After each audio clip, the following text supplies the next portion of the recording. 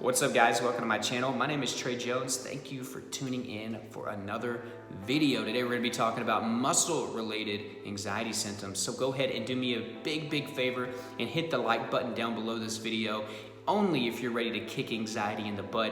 Leave me a comment. Let me know if you dealt with any of these common muscle-related symptoms. So guys, I'm not a doctor, psychiatrist, therapist, counselor. I'm a guy that went through anxiety disorders for 5 long and miserable years. It was crippling in every aspect of my life. I try to take my old experiences with anxiety, the negative ones, my symptoms, everything, and try to relate with you guys via video, okay? That's what my channel is about. Also, I love showing you guys that there's light at the end of the tunnel and that you can recover, because if I recovered from anxiety disorder, then you definitely can recover. I don't consider myself the strongest of all people, okay? I just had the right strategy. I share that stuff below in the description so you can check that out at any time along with other resources. So guys, we know anxiety causes hundreds, if not thousands, of different symptoms. Some of them are weird, some not so common, some very common. Muscle-related anxiety symptoms are extremely common. I've told you guys many times in my previous videos that I believe muscle tension is responsible for most of our anxiety-related symptoms. Research and studies back that up, and I firmly stick to this. So obviously, we are going to probably have issues with our muscles. So I'm going to go through some of these common ones, maybe relate with you guys and show you what I went through from my point of view. Hopefully it makes you feel not so alone. So guys, the first one is obviously going to be muscle aches and pains. Whenever you have this extreme tension over a long period of time, especially if you have panic attacks, your adrenaline is flowing, you're in that fight or flight response, your body's trying to get away from danger. The problem is that your brain can't figure out what's real danger and what's fake danger. So your body tenses up. This can cause aches, can cause pains, can actually cause cramping as well. I dealt with this all the time. Now this can be a dull ache, sharp, radiating, burning, much like the pains that you feel in your chest, you can pretty much feel everywhere. And there's muscles everywhere in our body.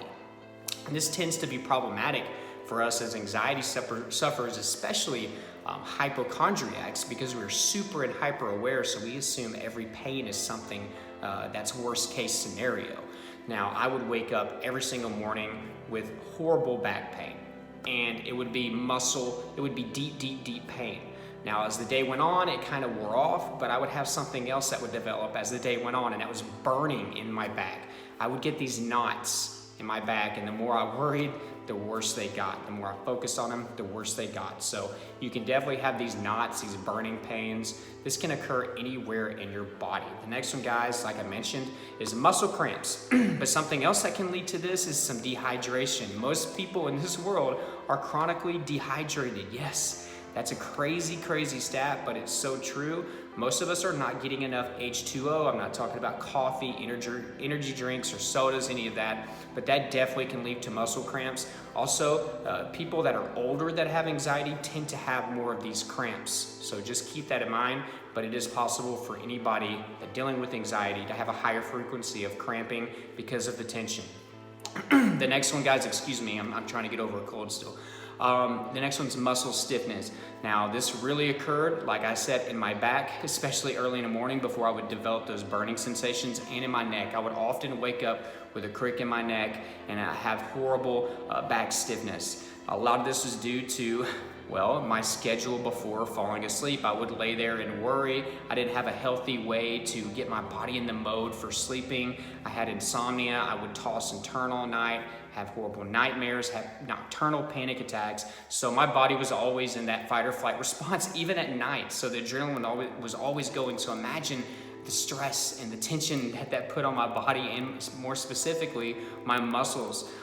To be a little bit more in detail, something horrible that happened to me. It was one morning I got up and I was like, you know what, screw this. I'm just gonna go work out. I didn't stretch, something that you need to be doing if you have anxiety, even more so because of our muscle tension. And I started to jump rope. Within like 3 hops in, threw my whole lower back out at the age of freaking 21, put me out of commission for 2 to 3 days, didn't go to work. I was just laying in bed, moping, having more horrible panic attacks, feeling sorry for myself. So that's something that I dealt with. And of course, it's not fun walking around like this all day because you have a crick in your neck. So stretch before you go to sleep, stretch first thing whenever you get in the morning, drink plenty of water. That helps as well. The next one, guys, is gonna be muscle spasms and twitches. Spasms, in my opinion, are more painful. They're a little bit more deeper. Twitches seem to be a little bit more on the exterior and usually are not painful at all. I dealt with these twitches primarily on my face, but I would deal with them in my legs and arms as well. Just something that I pretty much dealt with on the regular with my anxiety, obviously in higher frequency than before I developed my anxiety disorders, which included the health anxiety, the panic disorder, social anxiety. I also dealt with bouts of depression. So again, the adrenaline going through our body is what causes this. Obviously the tension leads to this as well. A lot of us that have anxiety are lower in magnesium and potassium, so that's something that you can maybe try to supplement only at recommended dosages. Again, I'm not a doctor. You can ask your doctor if you want to be sure, but generally this is just a safe thing to do. It's just regular old vitamins and supplements.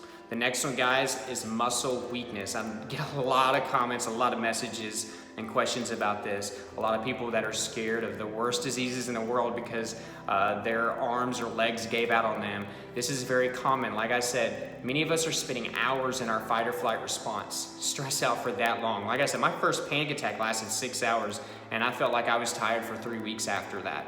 My chest hurt for 3 freaking weeks. So muscle weakness, especially in our exteriors, like our hands, our arms, our legs, our feet, all of that can be weak, especially on the outside, the exterior limbs. So keep that in mind. That is something else that is common. And guys, this muscle tension can aggravate everything. Okay, it can aggravate even things like IBS. This can be your chest pain. Most likely is your chest pain. It's what caused mine. It made me think that I was having heart attacks. It can cause headaches. Like I said, it can be pretty much responsible for most anxiety-related symptoms. So guys, I hope you got value. Like this video if you did. And again, leave me a comment below. Let me know if you dealt with any of these. If you're looking for tips for anxiety, you need to go down below. Now for short-term relief for these, like I said, you can try the magnesium, the potassium. Deep tissue massages are always good for those that are going through anxiety. A hot shower will help loosen those muscles up. Drink plenty of water, stay hydrated. That can help as well. But make sure, guys, that you're working on your root causes of anxiety. All those tips are down below. Check them out. Do them each and every day. Hustle. Don't skip any days because anxiety doesn't skip any days. Guys, if you haven't tried therapy and you've been having anxiety for a very long time, that is down below in the description.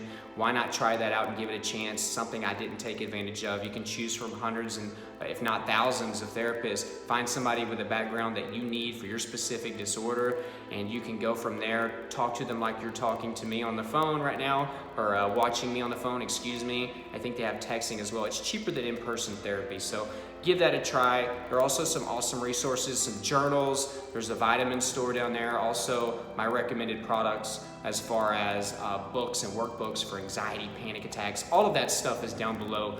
Make sure that you're checking those things out. But a lot of the tips that I give above there in the initial paragraph are obviously free and you can do those on your own.